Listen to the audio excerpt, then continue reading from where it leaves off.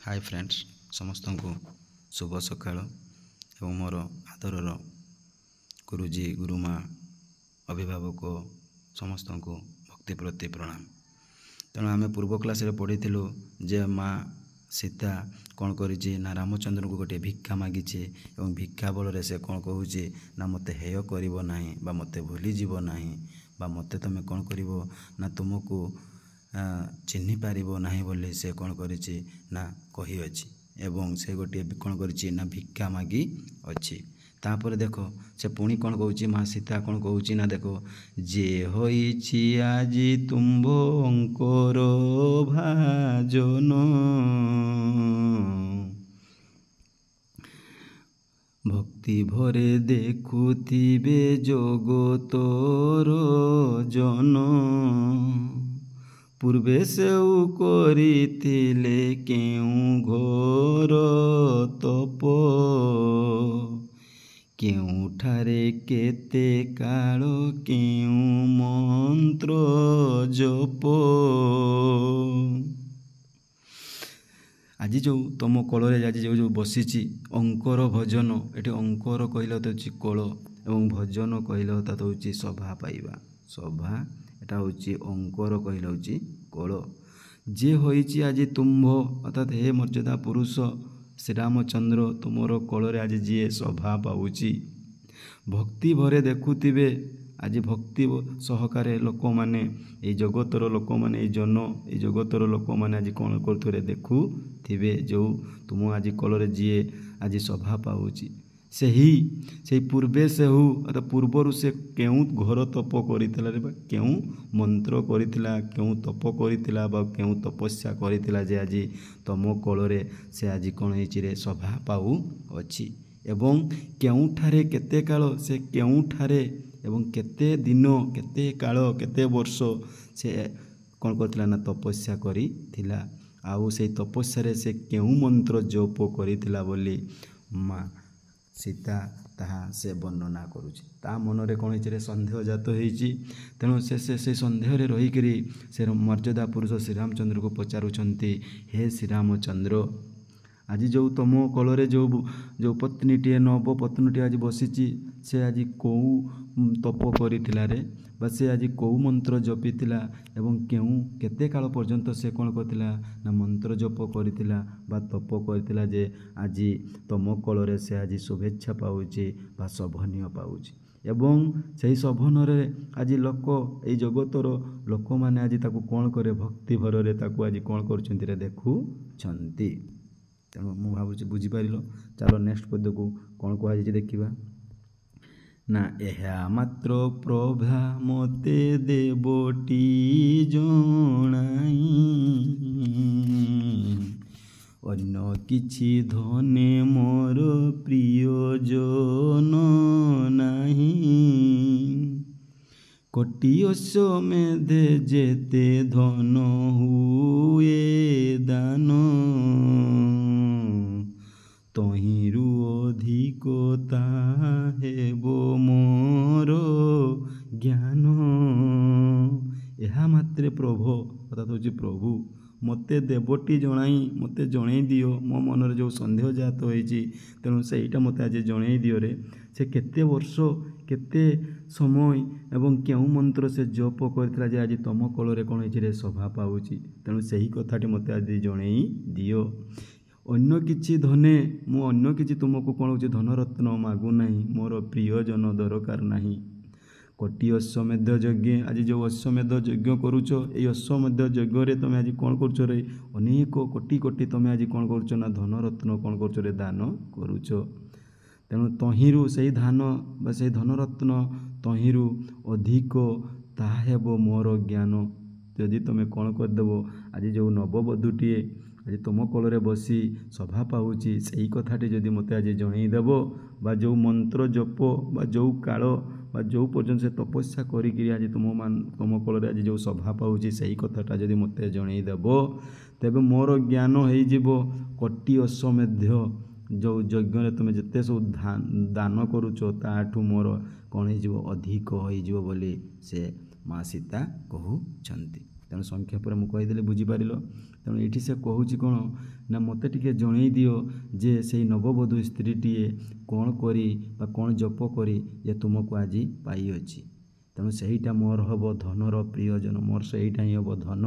ଏବଂ ଯେଉଁ ଅଶ୍ୱମେଧ ଯଜ୍ଞରେ ତୁମେ ଯେଉଁ କ'ଣ କରିଛ ନା ଆଜି ଯେଉଁ ଧନ ଦେଉଛ, ଦୌଲତ ଦେଉଛ, ସେଇ ଧନ ଦୌଲତରୁ ଯେଉଁ ମୋତେ ଯେଉଁ ଖବରଟା ଯଦି ବା ସେଇଟା ଯଦି ମୋତେ ଜଣେଇଦେବ, ସେଇଟା ହିଁ ମୋର ସବୁଠାରୁ ଅଧିକ ଜ୍ଞାନ ହେବ ବୋଲି ମର୍ଯ୍ୟାଦା ପୁରୁଷ ଶ୍ରୀରାମଚନ୍ଦ୍ରକୁ ସେ କହୁଛନ୍ତି। ତେଣୁ ଚାଲ ନେକ୍ସଟ ପଦ୍ୟରେ ପୁଣି କ'ଣ କହିଛି ଦେଖିବା ନା, ଆଉ ଏକ କଥା ମାତ୍ର ଅଛି ଅନୁରୋଧ, ଦୁଃଖିନୀର ପୁତ୍ର ଯୁଗ ଅତ୍ୟନ୍ତ ବୋଧ, ନାହିଁ ତାଙ୍କ ପିତୃକଳ ଆରୋହଣ ଭାଗ୍ୟ, ନ ଜାଣନ୍ତି ଜନ୍ମ କାଳୁ ପିତୃ ଅନୁରାଗ। ଆଉ ଏକ କଥା ଅଛି ମାତ୍ର। ତେଣୁ ସେ ମା ସୀତା ସେଇ ବାଲ୍ମୀକି ଆଶ୍ରମରେ ରହିକି କହୁଛି, ସେ ଦୂରରେ ରହିକି କହୁଛି, ଶୁଣ ଶୁଣ ଶୁଣ ଶୁଣ ପ୍ରଭୁ, ହେ ମର୍ଯ୍ୟାଦା ପୁରୁଷ ଶ୍ରୀରାମଚନ୍ଦ୍ର, ମୋର ପୁଣି ଆଉ ଗୋଟିଏ କଥା ଅଛି ବା ମୁଁ ଆଉ ଗୋଟିଏ ଅନୁରୋଧ କରୁଛି। ସେଇ ଦୁଃଖିନୀର ଅର୍ଥାତ୍ ହେଉଛି ଦୀନ ଭିକାରୁଣୀର ଯେଉଁ ଦୁଃଖିନୀର ପୁତ୍ର ଯୁଗ, ଯେଉଁ ଆଜି ଯେଉଁ ଦୁଇ ପୁତ୍ର ତମ ନିକଟକୁ ଯାଇଛନ୍ତି, ବାଲ୍ମୀକି ନେଇଛନ୍ତି, ସେଇ ପୁତ୍ର ଯୁଗ ଅତ୍ୟନ୍ତ ଅବୋଧ। ତେଣୁ ତମେ ମନେ ରଖିବ, ସେମାନେ ଅଜ୍ଞାନ ଅଟନ୍ତି। ଅବୋଧ ଅର୍ଥାତ୍ ହେଉଛି ଅଜ୍ଞାନ, ଅବୋଧର ଅର୍ଥାତ୍ ହେଉଛି କ'ଣ ରେ? ଅଜ୍ଞାନ ଓ ଜ୍ଞାନ। ତେଣୁ ସେମାନେ ବୋକା ଅଟନ୍ତି, ଅବୋଧ୍ୟ ଅଟନ୍ତି, ଅଜ୍ଞାନ ଅଟନ୍ତି ସେ ଦୁଃଖିନୀର ଦୁଇ ପୁତ୍ର। ତେଣୁ ସେଇଟା ମୋର ଅନୁରୋଧ। ନାହିଁ ତାଙ୍କୁ ପିତୃକଳ ଆରୋହଣ ଭାଗ୍ୟ, ତାଙ୍କ କଳ ବା ତାଙ୍କ ପାଇଁ ପିତୃକଳ ନାହିଁ ଏବଂ ଆରୋହଣ ଭାଗ୍ୟ। ତେଣୁ ପିତୃକଳରେ ବା ପିତୃକଳରେ ଆରୋହଣ କରିବାର ଭାଗ୍ୟ ତାଙ୍କର ନାହିଁ। ଏଇ ପିତୃଯୁଗ ନ ଜାଣନ୍ତି ଜନ୍ମ କାଳୁ, ସେମାନେ ସେ ଯେବେଠୁ ଜନ୍ମ ହୋଇଛନ୍ତି ସେଇ ଜନ୍ମ କାଳରୁ ପିତୃମାତୃଙ୍କର ଅନୁରାଗ ବା ସେମାନେ ଜାଣନ୍ତି ନାହିଁ, ବା ପିତୃଙ୍କର ଭଲ ମନ୍ଦ ବା ପିତୃଙ୍କର ପରିଚୟ ସେମାନେ ଜାଣନ୍ତି ନାହିଁ। ତେଣୁ ଏଇଠି ଦେଖ, ମନେ ରଖିବାକୁ ପଡ଼ିବ ପିଲାମାନେ, ପରୀକ୍ଷାରେ ପକାଏ ଯେ ମା ସୀତା କ'ଣ ହେଇଛି ନା ସେ ଜଙ୍ଗଲରେ ରହି ଜନ୍ମ କାଳୁ ପିତୃ ଅନୁରାଗ କଥା କିଭଳି ସେ ବର୍ଣ୍ଣନା କରିଛନ୍ତି। ତେଣୁ ତୁମେମାନଙ୍କୁ ଏଇଟା ମନେ ରଖିବାକୁ ପଡ଼ିବ। ଆଉ ଏକ କଥା ମାତ୍ର ଅଛି ଅନୁରୋଧ, ଦୁଃଖିନୀର ପୁତ୍ର ଯୁଗ ଅତ୍ୟନ୍ତ ଅବୋଧ, ଅର୍ଥାତ୍ ଯେଉଁ ମୋର ଆଉ ଗୋଟିଏ କଥା ଅଛି ହେ ପ୍ରଭୁ, ଏଇ ଦୁଃଖିନୀର ପୁତ୍ର ଯୁଗ, ଏଇ ଯେଉଁ ଲବକୁଶ ଯେଉଁ ଦୁଇ ପୁତ୍ର, ସେମାନେ ଭାରି ବୋକା, ଭାରି ଅବୋଧ, ଭାରି ଅଜ୍ଞାନ ଅଟନ୍ତି। ତାଙ୍କୁ ପୁଣି ସେମାନଙ୍କ ନାହିଁ ପିତୃକଳ ଆହରଣ ଭାଗ୍ୟ। ତେଣୁ ପିତୃକଳରେ ବସିବା ବା ପିତୃକଳର ସ୍ନେହ ଶ୍ରଦ୍ଧା ତାଙ୍କ ଭାଗ୍ୟରେ ନାହିଁ। ନ ଜାଣନ୍ତି ଜନ୍ମ କାଳ ପିତୃ ଅନୁରାଗ, ସେମାନେ କେବେ ଜନ୍ମଠାରୁ ସେମାନେ ଜାଣନ୍ତି ନାହିଁ ପିତୃଙ୍କର ପରିଚୟ। ତାପରେ ଚାଲ ନେକ୍ସଟକୁ ଆମେ ଦେଖିବା ଲେଖକ ପୁଣି କ'ଣ କରିଛନ୍ତି ନା ସ୍ୱଭାବ କବି ଗଙ୍ଗାଧର ମେହେର ଦେଖ ସୁନ୍ଦର ଭାବରେ କ'ଣ କରୁଛନ୍ତି ରେ ବର୍ଣ୍ଣନା କରୁଛନ୍ତି ସେଇ ତପସ୍ୱିନୀ ପତ୍ରରେ। ନା ଜାଣିଛନ୍ତି ଜନନୀର ଜୀବନ କନ୍ଦାଇ, ବୀଣାତନ୍ତ୍ରୀ ସହକାରେ ରାମାୟଣ ଗାଇ, କିଏ ନ କାନ୍ଦିବ ବହି ମାନବ ହୃଦୟ, ତରୁଲତା ଚୟ ଯହିଁ ହୁଅନ୍ତି ଅଥୟ। ହେ ମର୍ଯ୍ୟାଦା ପୁରୁଷ ଶ୍ରୀରାମଚନ୍ଦ୍ର, ସେମାନେ ଖାଲି ଜାଣିଛନ୍ତି ଜନନୀର ମାର ଜୀବନକୁ କନ୍ଦାଇ, କିନ୍ତୁ ସେମାନେ ଜାଣିନାହାନ୍ତି ପିତୃର ଅନୁରାଗ। ତେଣୁ ସେମାନେ ଖାଲି ଜାଣିଛନ୍ତି ଏଇ ଜନନୀର ଜୀବନ କନ୍ଦାଇ, ଏଇ ମାଆର ଜୀବନକୁ ସେମାନେ କନ୍ଦେଇବାକୁ ଜାଣିଛନ୍ତି। କିଭଳି କନ୍ଦାନ୍ତି ନା ବୀଣାତନ୍ତ୍ରୀ ସହକାରେ, ଯେଉଁ ବାଲ୍ମୀକି ଆଶ୍ରମରେ ରହି ଯେଉଁ ରାମାୟଣ କଥାକୁ ସେମାନେ ଶିଖିକରି ଏବଂ ତାଙ୍କର ଯନ୍ତ୍ର, ଏ ତନ୍ତ୍ରୀ ଅର୍ଥାତ୍ ଯନ୍ତ୍ର, ଏ ତନ୍ତ୍ରୀର ଅର୍ଥ ହେଉଛି ଯନ୍ତ୍ର ସହାକାରେ, ସେମାନେ ବୀଣାର ଯନ୍ତ୍ର ସହାକାରେ କ'ଣ କରନ୍ତି ରାମାୟଣ ଗାଇକରି ତାର ମାଆକୁ ସେମାନେ କନ୍ଦାଇଥାନ୍ତି। କିଏ ନ କାନ୍ଦିବ ବହି ମାନବ, ଏଇ ପୃଥିବୀରେ ଏଇ ପୃଷ୍ଠରେ କିଏ ନ କାନ୍ଦିବ ମାନବ ହୃଦୟ, କାହାର ଏ ମାନବ ହୃଦୟ କାହିଁକି ନ କାନ୍ଦିବ? ତାହା ସହିତ ଆହୁରି କିଏ କାନ୍ଦିଥାଏ ନା ତରୁଲତା ଚୟ, ଏଇ ଗଛ ଗୁଡ଼ିକ ମଧ୍ୟ କ'ଣ ହେଇଯାନ୍ତି ନା ହୁଅନ୍ତି ଅଥୟ।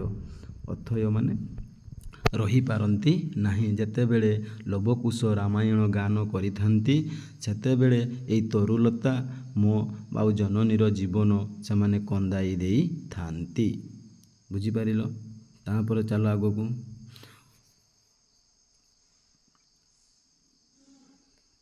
ନା ତୁମ୍ଭର ଚରିତେ ନିଜେ ହୋଇ ବିମୋହିତ, ଯାଉଛନ୍ତି ଶିଶୁଦୟ ମହର୍ଷି ସହିତ, କରିବାକୁ ତୁମ୍ଭ ପଦ ପଙ୍କଜ ଦର୍ଶନ, ମନ ତାଙ୍କ ନେଉଅଛି କରି ଆକର୍ଷଣ।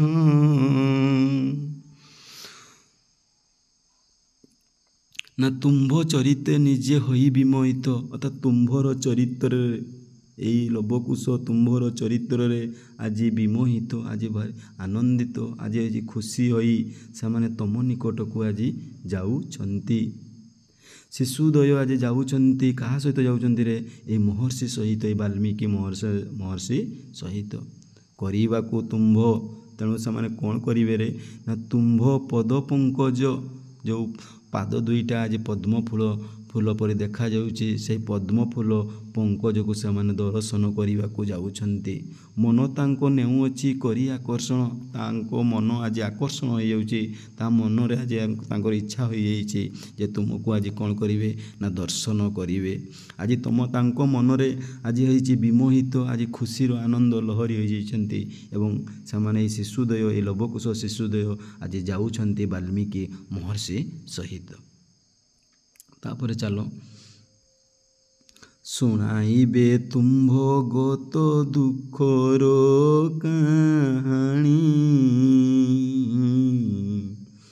ଯା ଶୁଣିଲେ ଦୁଃଖିନୀର ହୃଦ ହୁଏ ହାଣି, ନ ଶୁଣିଲେ ତହିଁ ପ୍ରତି ଧାଉଁଥାଏ ମନ, ନ ହୋଇ କରି ତାର ଔସିକ୍ୟ ଦମନ।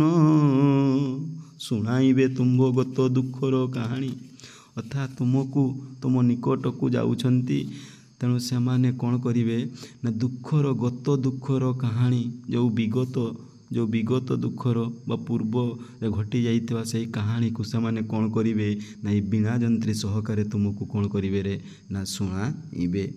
ଯାହା ଶୁଣିଲେ ଦୁଃଖିନୀର ହୃଦୟ ହୁଏ ଆଣି, ଏଇ ଯେଉଁ ତପସ୍ୱିନୀ ବା ଏଇ ଯେଉଁ ଦୁଃଖିନୀ, ଯେଉଁ ଦିନ ଦୀକ୍ଷାରୁଣୀ, ତାଙ୍କ ହୃଦୟରେ ଶୁଣିକରି ସେ କ'ଣ ହେଇଯାଏ ନା ତା ହୃଦୟ ହାଣି ହୋଇଯାଏ। ଠିକ୍ ସେହିପରି ତୁମେ ମଧ୍ୟ କ'ଣ ହେଇଯିବ, ଶୁଣିକରି ତୁମର ହୃଦୟ ଆଜି କ'ଣ ହେଇଯିବ, କଷ୍ଟ ପାଇଯିବ। ନ ଶୁଣିଲେ ତହିଁ ପ୍ରତି ଧାଉଁଥାଏ ମନ, ମୁଁ କିନ୍ତୁ ନ ଶୁଣିଲା ପରି ହୁଏ, କିନ୍ତୁ ହେଲେ ମଧ୍ୟ ମୋ ମନ କ'ଣରେ ନା ଅଟକି ଯାଏ ନାହିଁ।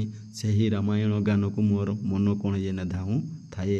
ପୁଣି ନ ହୁଏ କରି ତାଙ୍କୁ ସେମାନଙ୍କୁ କ'ଣ କରେ ନା ମନା କରିବାକୁ ମଧ୍ୟ ମୁଁ ଚାହେଁ ନାହିଁ। ଏବଂ ଔସିକ୍ୟ ଦମନ, ଅର୍ଥାତ୍ ଔସିକ୍ୟ ଦମନ କହିଲେ ଲେଖ, ଔସିକ୍ୟ ଦମନ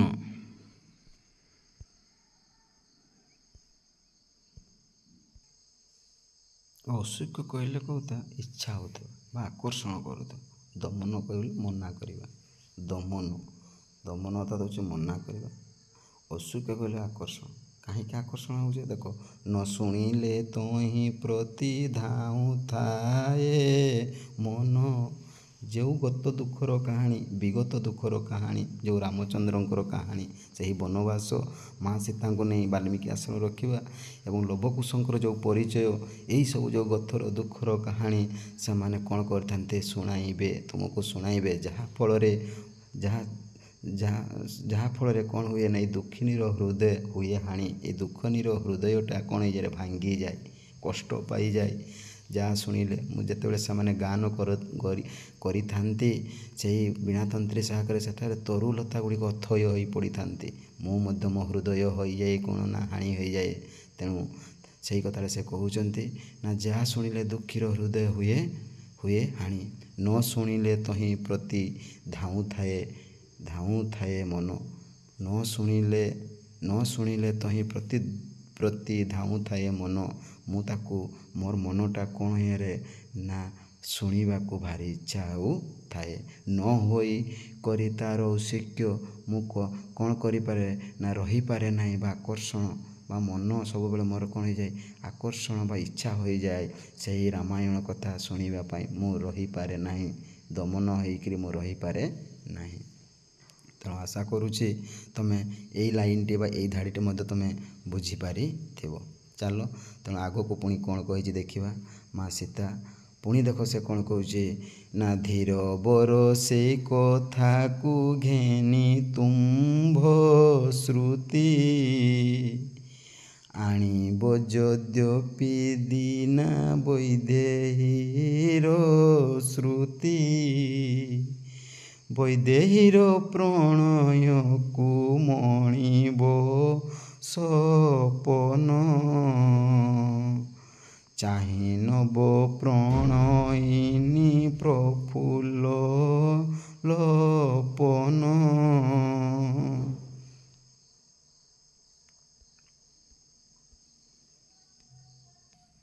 ଧୀର ବର ଅର୍ଥାৎ ହେଉଛି ଧୀର ସହକାରେ ଆପଣ କ'ଣ କରିବେ ନା ଧୀର ସହକାରେ କ'ଣ କରିବେ ନା ସେ କଥାକୁ ଘେନି ତୁମ୍ଭେ ଶ୍ରୁତି, ଅର୍ଥାତ୍ ତୁମେ କ'ଣ କରିବ ଯେତେବେଳେ ସେମାନେ ରାମାୟଣ ବିଗତର ରାମାୟଣ ଗାନ କରିବେ ସେତେବେଳେ ତୁମେ କ'ଣ କରିବ ନା ଧୀର ସହକାରେ ତୁମେ କ'ଣ କରିବ ନା ଶୁଣିବ, ସେ ଶ୍ରୁତିକୁ ତୁମେ ମନେ କରିବ। ଆଣିବ ଯଦ୍ୟପି ଦୀନା, ଯଦି ତୁମ ମନରେ ସେଇଟା ଯଦି ଆସିବ ସେଇ ଶ୍ରୁତିକୁ, ସେଇ ବିଗତ ଘଟଣାର ଶ୍ରୁତିକୁ ଯଦି ମନେ ଆସିବ, ଦୀନ ବୈଦେହୀର ଶ୍ରୁତି ଅର୍ଥାତ୍ ଏଇ ଦୀନା ଏଇ ବୈଦେହୀ ବୁଝିଲେ ହେଉଛି କିଏ ହେବ ମା ସୀତା। ମା ସୀତାର ଶ୍ରୁତିକୁ ତୁମେ କ'ଣ କରିବ ଯଦି ମନରେ ଆସିବ, ତେବେ ବୈଦେହୀର ପ୍ରଣୟକୁ ମଣିବ ସପନେ, ତୁମେ କ'ଣ କରିବ ଏଇ ମା ସୀତାଙ୍କର ପ୍ରଣୟକୁ, ବୈଦେହୀର ପ୍ରଣୟ ଅର୍ଥାତ୍ ହେଉଛି ମା ସୀତାକୁ ବୁଝାଉଛି। ତେଣୁ ବୈଦେହୀର ପ୍ରଣୟକୁ ବା ପ୍ରେମକୁ ତୁମେ କ'ଣ କରିବ ମଣିବ ସପନେ, ଅର୍ଥାତ୍ ତୁମେ କ'ଣ କରିବ ନା ସପନରେ ଆସିଛି ବୋଲି ତୁମେ ଭାବି ନେବ। ଚାହିଁ ନବ ପ୍ରଣୟିନୀ, ତୁମେ କ'ଣ କରିବ ରେ ନା ଚାହିଁ ନେବ ନବ ପ୍ରଣୟିନୀ, ଯେଉଁ ନୂଆ କରି ସ୍ତ୍ରୀଟିଏ ତୁମେ ଯେଉଁ ବିବାହ କରିଛ ବା ତୁମ ପାଖରେ ଯେଉଁ ନବବଧୂଟିଏ ଆଜି ରହିଥିବ ସେହି ପ୍ରଣୟିନୀକୁ ତୁମେ ପ୍ରଫୁଲ୍ଲ ଲୋପନ ଆନନ୍ଦ ସହକାରେ ବା ତୁମେ କ'ଣ କରିବ ନା ତା'ର ପ୍ରଫୁଲ୍ଲ ଲୋପନ କହିଲେ ତୁମେ କ'ଣ କୁହାଯାଏ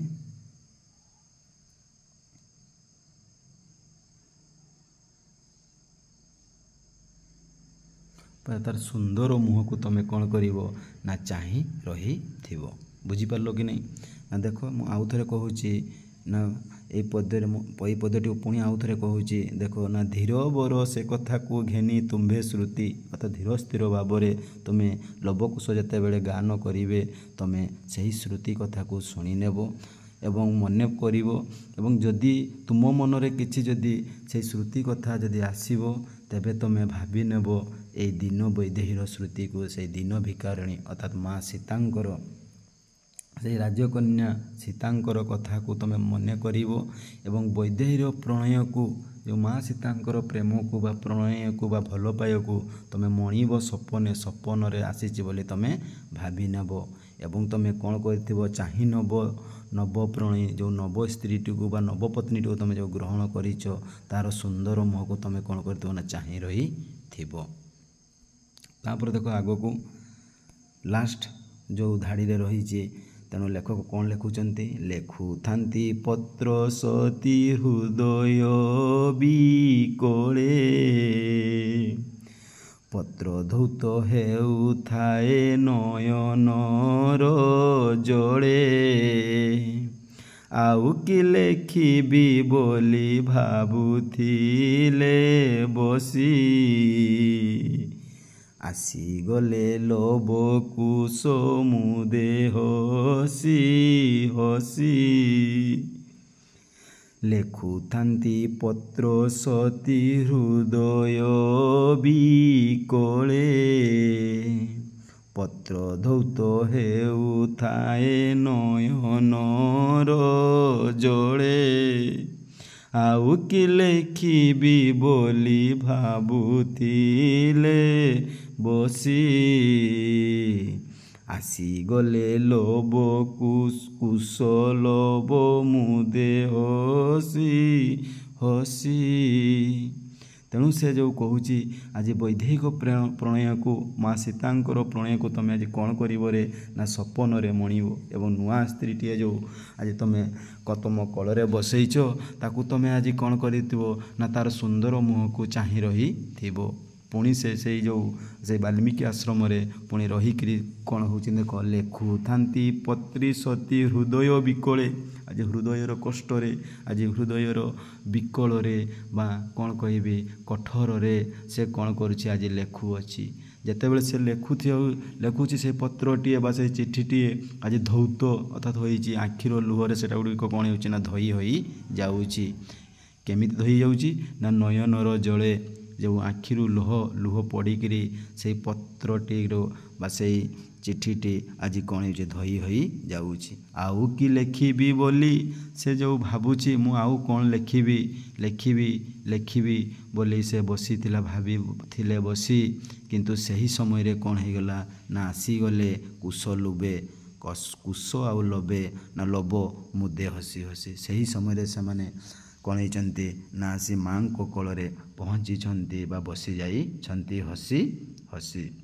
ତେଣୁ ସେ କହୁଛି ସେଇଟା, ଆଉ କି ଲେଖିବି ବୋଲି ଭାବୁଥିଲେ ବସି, ଆସିଗଲେ କୁଶଲୋଭ ମୁଦେ ହସି ହସି। ତେଣୁ ଠିକ୍ ସେମାନେ ବସିଥାନ୍ତି ମା ସୀତା, ଆଉ କ'ଣ ଲେଖିବ, ଆଉ ତା ମନରେ ଯେଉଁ ଭାବନା ଆସିଛି ସେଇ ଲବକୁଶଙ୍କୁ ସେ ଚିଠିଟିଏ ଦେଇକରି ପଠେଇବ। ସେହି ସମୟରେ କ'ଣ ହେଇଛି ନା ଏଇ ଲବକୁଶମାନେ ଆସିକରି ପହଞ୍ଚି ଯାଇଛନ୍ତି, କ'ଣ ହେଇଛି ନା ହସି ହସି କରି। ତେଣୁ ଏଇଠି ଦେଖ ସ୍ୱଭାବ କବି ଗଙ୍ଗାଧର ମେହେର କିଭଳି ସେହି ତପସ୍ୱିନୀର ପତ୍ରଟିଏ ଲେଖିଛନ୍ତି।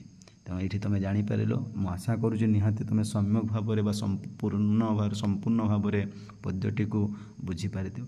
ଯଦି ବା ପ୍ରଥମ ଭିଡ଼ିଓରେ ତୁମେ ନ ବୁଝିପାରିଲ, ଥରେ ଦେଖିବ, ଦୁଇଥର ଦେଖିକି ତୁମେ କ'ଣ କରିବ ନା ଏଇ କବିତାର ମର୍ମାଂଶ ତୁମେ ବୁଝିବ।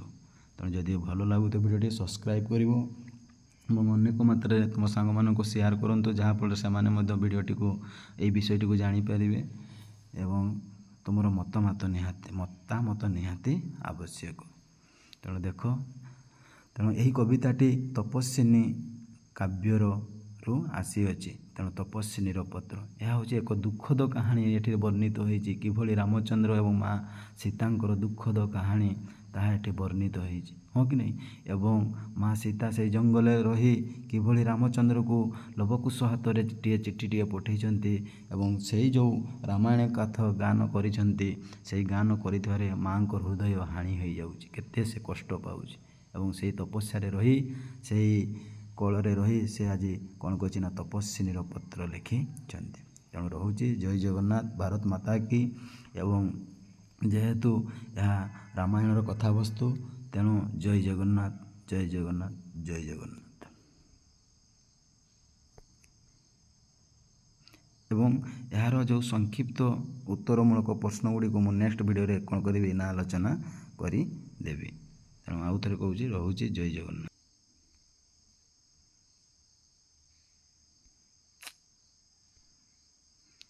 ତେଣୁ ଏହାର ଯେଉଁ ସଂକ୍ଷିପ୍ତ ପ୍ରଶ୍ନ ଗୁଡ଼ିକ 1 ନମ୍ବର 2 ନମ୍ବର, ତେଣୁ ସେଗୁଡ଼ିକୁ ମୁଁ କ'ଣ କରିବି ନା ଆଲୋଚନା କରିଦେବି। ଆଉ ଯେଉଁ ରହିଲା 3, 4 ନମ୍ବର 5 ନମ୍ବର ସେଗୁଡ଼ିକ ଲଙ୍ଗ୍। ତେଣୁ ତୁମେମାନେ କ'ଣ କରିବ, କବିତାକୁ 2 ଥର 3 ଥର ପଢ଼ିକି ବୁଝିକିରି ତୁମେ ଜାଣିପାରିବ ଏବଂ ଲଙ୍ଗ୍ କ୍ୱେଶ୍ଚନ୍ ମଧ୍ୟ ଲେଖିପାରିବ। ତେଣୁ ରହୁଛି ଜୟ ଜଗନ୍ନାଥ, ଜୟ ଜଗନ୍ନାଥ।